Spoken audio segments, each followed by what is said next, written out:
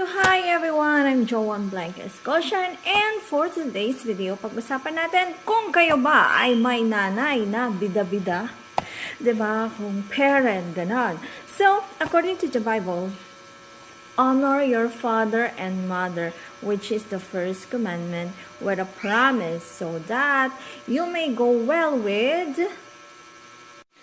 you and that you may enjoy long life on the earth. So, kailangan natin na yung mga magulang ay igalang in any situation pa rin. Alright? Even sila yung nagkukos ng issue, diba? Somehow, it's happening din talaga that as you are growing older kasi nga, mas advanced na yung thinking ng mas adult, diba?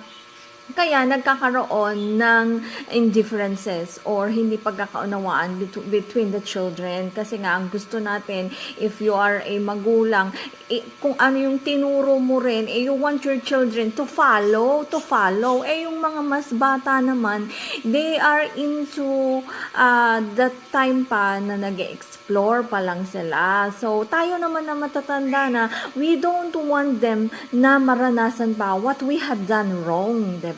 Kaya, kinukorek na natin sila at their early age.